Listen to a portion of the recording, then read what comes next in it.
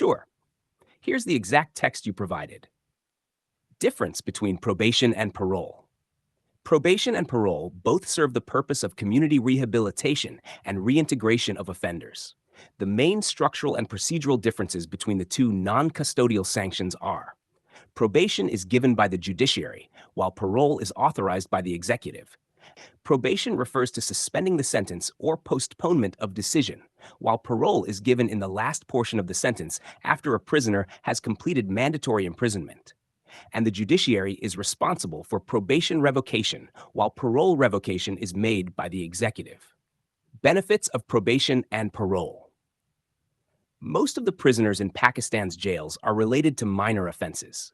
The probation and parole, if used for minor offenders, can grant multiple benefits for offenders as well as the criminal justice system. A. Benefits and advantages of probation. Probation gives a chance for a minor offender to reintegrate into society and reform their behavior. It also prevents contact of the probationer with convicted prisoners. If sent on probation, the probationer can avoid exposure to the jail atmosphere. The probationers can rejoin society and keep sustaining their family economically. Probation also prevents offenders from being labeled by society with criminal labels. Post-conviction labeling increases chances of secondary deviation of offenders. Probation option also reduces the burden of cases from courts. It also reduces the number of prisoners sent to prisons. Benefits and advantages of parole. Parole offers convicted prisoners a chance to spend their remaining sentence in society. In this way, they have to spend less time in the jail atmosphere with convicted felons. In Pakistan, the majority of prisons are overcrowded, which contributes to the emerging issues of poor health and hygiene, high-risk behavior, e.g. suicide, unprotected and forced sexual contact and use of drugs, and poor prison management, leading to torture, riots, and corruption. The lack of proper rehabilitation services also puts prisoners at a high risk of reoffending, particularly criminalizing first-time offenders or those who have committed minor offenses. According to the Human Rights Commission of Pakistan, about 64% of the total prison population are remand prisoners awaiting their court decision. An effective and efficient probation and parole system can play a vital role in the community rehabilitation of offenders and reducing the prison population, which in turn contributes to better prison management and the overall improvement of prison conditions. Why probation and parole are not granted? Problems in existing system. The judges say that there is too much inefficiency and corruption in the probation department.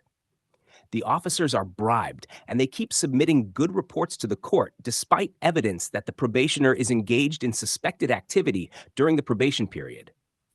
Some probation officers do not keep proper supervision of the probationers. Similarly, the parole officers also suffer from inefficiency and corruption. Many parole officers do not visit prisons to check the record of prisoners. Lack of government transport facility to probation and parole officers is another concern that hinders their effective role of supervision.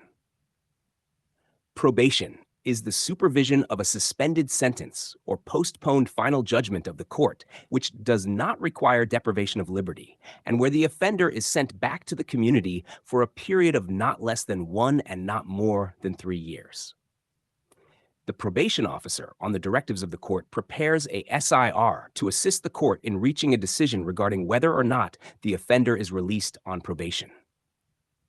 In the context of parole, it is the early conditional release of a good conduct prisoner in the last part of his/her imprisonment under the supervision of a parole officer. The probation system becomes active once a trial begins. It has no assigned role under the law at the pre-trial stage of criminal proceedings to provide or monitor alternatives to pretrial detention or offer mediation, with the exception of the Juvenile Justice System Ordinance, 2000, where the probation officer has some role to play at the police station level. It is stated that at the time of arrest, the officer in charge of the police station in which the child is detained shall, as soon as may be, inform 1.